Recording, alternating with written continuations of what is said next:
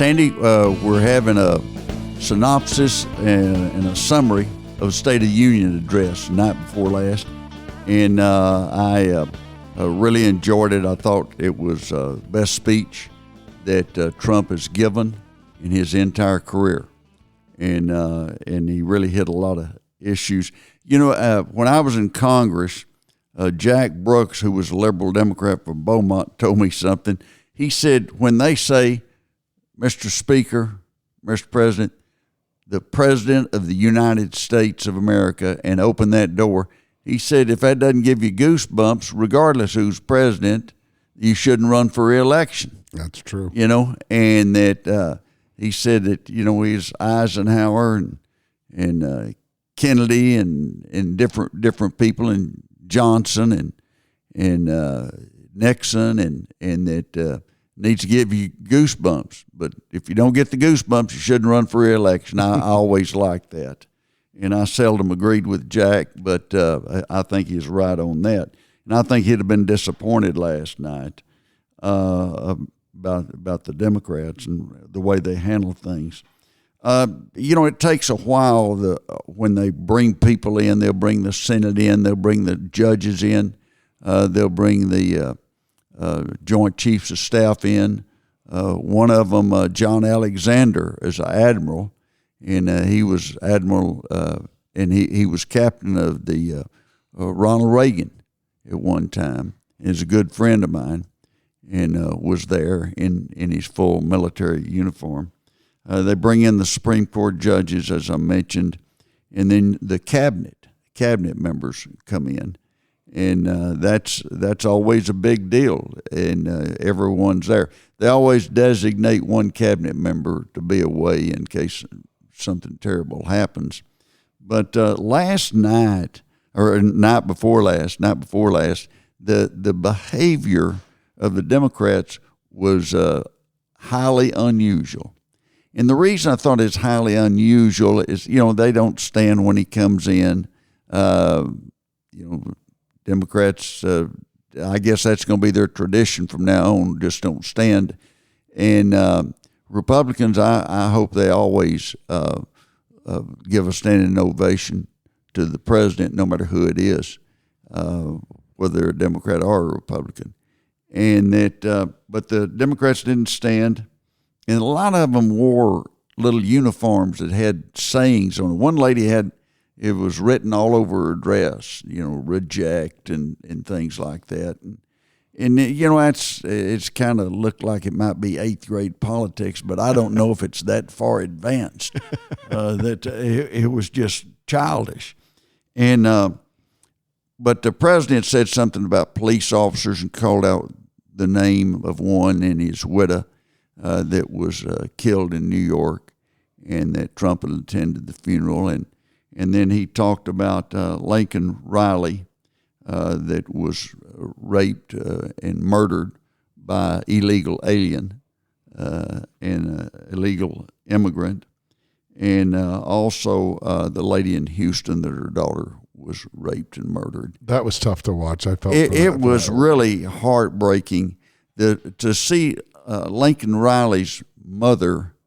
You could tell she was in terrible pain, and so was the sister. Mm-hmm. But the Democrats did not clap for them at all, and you know, I understand maybe they felt like that if they clapped for them, it would be bringing attention to their failed immigration policy. So, you know, I don't know. I mean, I thought they missed the opportunity to show compassion of people that have been murdered by illegal aliens.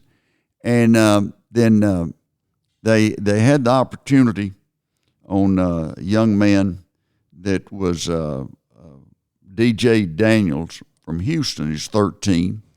His dad was with him. His dad had on a Texas flag shirt, and but he's had like 11 surgeries, cancer, and there was no policy by Democrats or Republicans that, you know, it was our medical care that saved him, and they ignored him. They didn't stand for him. A little boy fights cancer and has 11 surgeries, and you don't want to stand up and so they hate anything that Trump may like, and that's not a good way to build your party. Or I think they're totally out of touch. When Stephen Colbert criticizes you, and you're a liberal Democrat, you've gone way too far. Then when Stephen Colbert thinks that you've not done well on it, it says a lot. Yeah, that young man was also given an honorary Secret Service agent badge and ID, and they couldn't find it in themselves to be happy for him. Yeah, just be happy for him. Be nice to him. Right. Don't signal that you hate people that you hate people that may be friends with somebody that you really, really hate. And the national media and the Democrats have gotten into this deal, and they always take about hate speech and stuff like that. They're the main ones that do that, and they get by with it because the national media doesn't call anybody's hand on it. And but the Lincoln Riley, that was such a sad deal. No need for her to be killed. And that was the policy of allowing everyone in that wants to come in, trying to get potential voters. And that's the whole game plan on illegal immigration, is that they feel that those people that come in illegally will get to be citizens someday and be able to vote and help change an election. It was just a sad commentary. And the Democrats, I know and served with some in the House and Senate, and that they're better people than that. But as a group, they just were totally unreasonable about what they were doing. No one stopped to say, shouldn't we applaud for the little boy that's had 13 surgeries and fighting cancer? Shouldn't we maybe applaud and not give him a standing ovation? Or shouldn't we say something? And they just, if they hate the man, Trump, they're going to hate everybody that's associated with him. It appeared and that's sad. Yeah, it appeared as if they had been given marching orders on how to behave. Yeah, I think there's no question about that. It just screams that they can't think for themselves. Marching orders, and the one thing Democrats are really good at is that they all read off the same page. They all talk about one issue, and they'll stay on that for a week. Right, and a buzzword too. They'll have a buzzword and constitutional crisis. Yeah, the constitutional crisis. Yeah, they used that several years ago, and it never did catch on. And they came back this year when Trump started doing things. You look at what he's done in a short period of time, and it's unbelievable. He's had about 6 or 7 weeks, and the changes that he's made. Changes along the border. The number of people coming through was 30 to 50,000 a day. And last week there was one day there was 43 people. Not 43,000, just 43 people got caught. I thought that was a great line from the president when he said, the prior administration said, we need new legislation. We need new legislation for the border. No, all you need was a new president. Yeah. You just need somebody who's going to enforce the law. Right. And hold them to it. And the sanctuary cities, I think, will come around, because if they're looking at losing federal funds because of their positions, I think they're going to look and see. Now, there's going to be a lot of lawsuits. The Democrats are going to sue on everything, and they'll pick where they sue, and they'll pick federal judges that are very liberal, so they can win at the first round. But there'll be appellate courts and Supreme Court, and so it'll legally be decided in some of these things in the courthouse. He talked about economic issues, talked about tariffs. He mentioned Mexico and Canada, and talked about fentanyl, and he wants those borders to be shut down. And I think that something will work out rather than stay at 25, especially as Mexico and Canada work hard to try to stop the inflow of drugs into the United States. And so there's a lot of people, even Republicans, that don't necessarily agree with the tariffs. And so, if you've got a tariff, you're producing something in Mexico, You got to pay a 25% tariff on it. That makes that 25% go up in price, and so it's a lot of people are going to be reluctant to buy from you, and so that we'll have to wait and see what happens on that. But one thing that the president points out, it gives you an opportunity to raise some money that would help set aside some of the deficit, and he pledged to try to do that, and they're working to come up with methods. Elon Musk is heading up the Doge, and they're the agency that's going to be in charge of making sure that we're getting our money's worth, and that Al Gore was supposed to be in charge of a group like that. Yeah. So look and see and see what happens.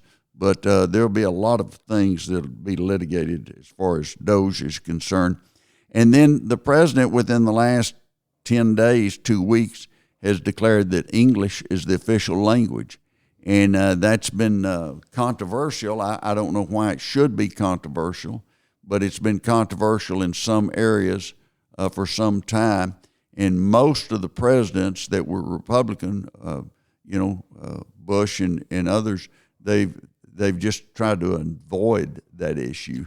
Why is it so important? I think it's important because we need to have a standard and say that's our standard and this is what we do. This is where we speak English, and that's the official language. Now, some people think that it's important for the Republicans not to get involved in this because they think they'll, lose votes with the Hispanic community. But the funny thing about it, the one person that's really advocated that is Trump, and he's had better following from the Hispanic community than the others. Mm-hmm. And so I think that that's very important. He also, on state affairs and international issues, had a letter from Zelensky, and there had been a dust-up at the White House last week, and that was an issue that was big, and a lot of people talked about it for 2 or 3 days. And Zelensky, one commentator said, came back to his senses. He's going to try to work this out. I think the important thing is what Trump said. This is a war that's killing a lot of boys on both sides, and there's no need for it. Mm-hmm. Let's get this stopped. And I think that if he has a chance that he'll be able to get it stopped.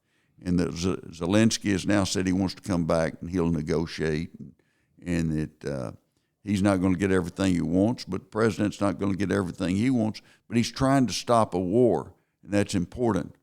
Biden never had a chance at stopping the war. He just didn't know what was going on. And I still go back, the worst foreign policy mistake that's ever been made in the United States was how we pulled out of Afghanistan. And that set things up for a terrible situation, and the lack of respect of the United States. And within 2 months, Russia had invaded Ukraine, and also you'd had the Hamas. That happened pretty soon after that, and so that was very difficult. Gender issues and transgender issues. The president said there are 2 sexes, male and female, and that's pretty close to what 90-something% of the people think, and that they're trying to make an issue about whether men can play women's sport. Well, the average citizen knows that. A guy should not be able to say, "Oh, I think I'm a girl. Mm-hmm. Therefore, I'm going to go play volleyball and try to knock the ball down somebody's throat." That's an issue that is the polls consistently show 80 to 90% of the public agrees with Trump, and that there are 2 sexes, and that you should not have people that were born male being able to participate as a female, and it makes it unfair. Title IX was hard fought for many women, and there are certain ones that are pretty liberal Democrats that they've gone, whoa, this is going way too far. You shouldn't be allowed to do this. And, I guess that they said, well, that it ought to be regulated by the NCAA. NCAA ought to say, well, if you were born a man, you compete in this group. If you're born a woman, you compete in this group. And if you don't know what you are, we're starting a third group that, for those that don't know what they are. If they want to do that, but they should not allow men to participate in women's sports. I've always thought it was interesting. Someone said once that in 1,000 years, if an archaeologist were to dig up a human skeleton from the year 2025, they would be able to tell you if that was a male or a female. Just based on the bone structure, bone density, width of hips, things like that. It's not. I just don't understand why the Democrats can't let it go. Why are they so afraid of that group? I don't. That shows that if you have a group within the Democratic Party that's loud and yells and screams and says this isn't fair, they'll cave into you every time. Sure seems that way. And that's what's happened on this, and the transgender people making the decisions. Mm-hmm. And I feel sorry for someone that is confused about who they are or what they are, but you shouldn't allow them to go out and participate in sports against the opposite sex. It does not make sense. The president also talked about taxes and about making the tax cuts permanent, and that'll be a big fight. And but he talked about the investments that different groups, companies, and countries have made commitments to participate in the United States economy and invest a certain amount of money. You look at Greenland. When he mentioned Greenland, and he said, "Hey, if these people want to do it, we want to, try to make sure we do it." And you're talking about less than 80,000 people, and that it is important in relationships. But see, that's something that if the Democrats want to be against and everything, which they are, hey, don't stand on that and everything.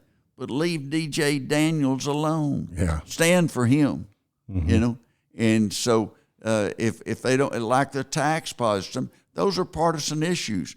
People understand that you're not going to stand on that. But when some kid's been fighting cancer, just show a little decency. Mm-hmm. And I think that would help. Talked about national defense. He's trying to save money on national defense, but upgrade our national defense and have a Golden Dome, a missile shield that would keep someone from doing something that would be detrimental to the country. Immigration and border security.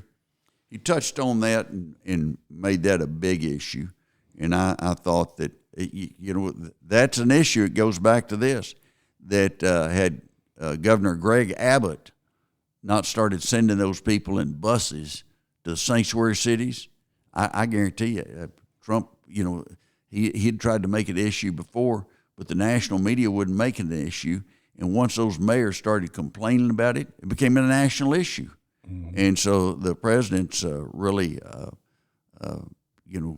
excited that Abbott did what he did and made that a national issue. I saw the vice president paid him a visit at Eagle Pass yesterday. Yeah, and your friend Tony Gonzalez was there too. Yeah, they were all there trying to determine the best thing to do and how to address the issue and how to get them out. But it goes back to this: Trump, goes into office and immediately he starts building the fence and the wall, but also he hires somebody that's going to enforce the law. Mm-hmm. Tom Herman's not a guy that's going to say, well, I wonder what the law is, or wonder, you don't have a meeting with him and leave the meeting and say, I wonder what he thought, Yeah. And that he's made it very clear. If there's a violation of the law, then, you're going to suffer the consequences. And that's the way it should be. I do not believe that Democrats are going to be for anything the president does. They're going to be totally opposed. And we saw that behavior change last night. I hope that doesn't happen when there's somebody else on the other side.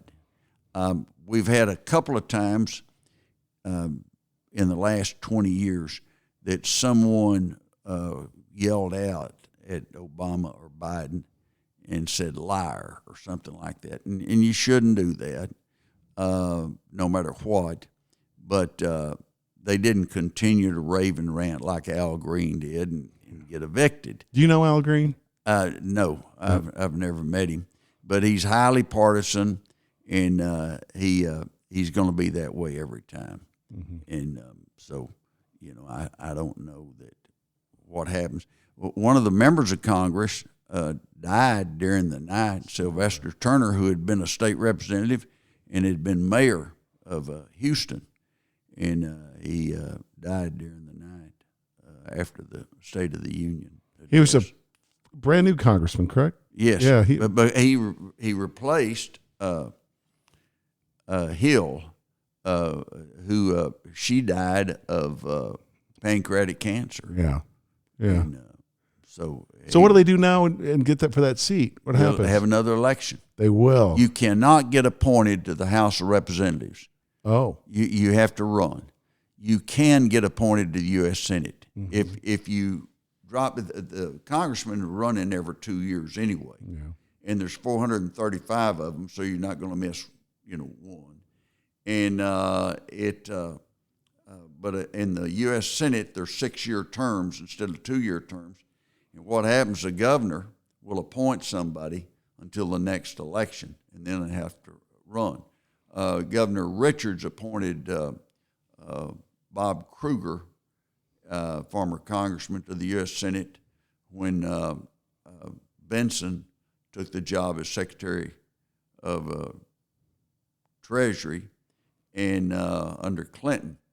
And so that opened up a seat, and that Kay Bailey Hutchinson won that seat. But in the Senate, you have to run after you're appointed. At the next election, you have to run. Okay. But in the House, you cannot get appointed to the House. You can get appointed to the Senate, but not to the House. Gotcha. And most people don't know that. You mentioned appointment, and it made me think of another flashpoint during the speech when that young man found out he was accepted and going to West Point. He was going to West Point. Yeah. And it was good theater, and I thought it was nice. Somebody said, "Did your congressman appoint you?" No, the president appointed me at the State of the Union, and I was in the audience. Yeah. And he called it out. And that was a neat deal. And that little kid, DJ Daniels, he went over and hugged him and gave him a high five. Yeah. And so he was happy. But I don't understand the behavior of the Democrats not even standing or not even clapping for a kid that's been fighting cancer. Right. Are you for cancer? Right. Or are you for the kid? Those are. Our guy brought home from Russia.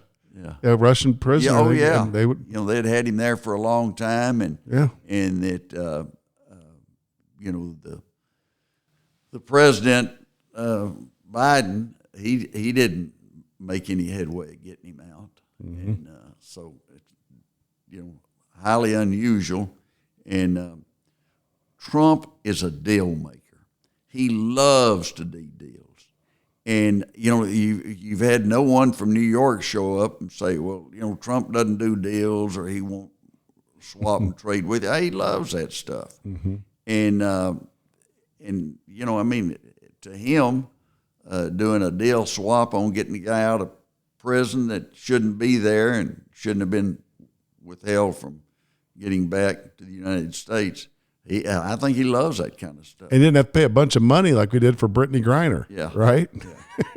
Brittany, we paid a ton of money, and she got out, and, it was a highly unusual case. Yeah. But had to give somebody up and had to pay some additional money for her.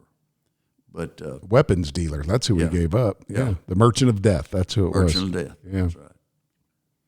But that gives you, a look at the State of the Union. There's going to be a lot of things happening, and hey, Trump's not going to sit on the sideline and watch. I mean, he's going to be an active president, and I support him, glad to, and that see what he does, and he will take approaches that no one's tried before, and that he's done more to recruit people to the Republican Party than anyone that's been in office since Reagan. He's gone after a lot of Democrats to try to get them. But the Democrats, they're so consumed with this gender issue and some things like that, where the numbers are such, they're not picking up any support, and they keep talking about it. They need to find an issue where they've got an advantage and talk about that issue. Mm-hmm. But it's just amazing to me the hardcore stance. They tend to go with issues that are 10% approval and 90% disapproval. Do you feel like the Democrats, the leadership's failing them a little bit on optics, on message, on Well, topic? I think they are. I mean, because they certainly have not agreed on what their statement ought to be and what their stories ought to be. They've had a few constitutional crises, things like Threat that. to democracy. If you'll keep saying that enough and nothing ever happens, it's like the old wolf story. Yeah. They're just, it's just somebody else saying wolf. And they've done it with fascists too. Yeah, fascists. Wolf. Yeah, Nazis. yeah. If that's your best argument, you're not going to win. If it becomes something that's truly like that, the public will they'll know. They'll catch on. That's ends a special program. I just wanted to talk a little about the State of the Union address, and it's always a big deal, and it allows the president to say what's going on, and of course it's always some kind of campaign speech. It doesn't matter who it is, and it's going to be handled that way.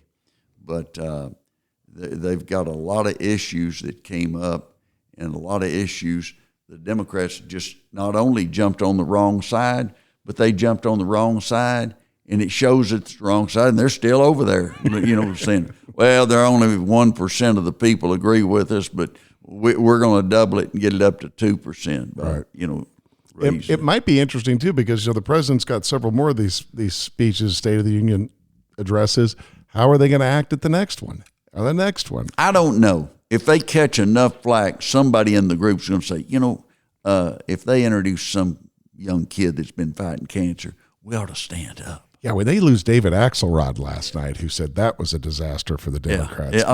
It was stupid, and Stephen Colbert. I go back to that. There's no one more liberal than he, and he was pointed out the bad things he thought about Trump, and he's always hated Trump. Yeah. But to him, I think he looked at that little, young man, little boy, and it's 13 years old, and said, you shouldn't try to, be rude to him.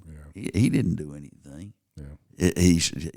He fought cancer, and he looks like he's got a chance of winning, and that's a step in the right direction. Thank you for listening to this special edition of Kent and Hance, the Best Storyteller in Texas podcast. Please like and subscribe to this podcast so you'll be notified when we release new episodes.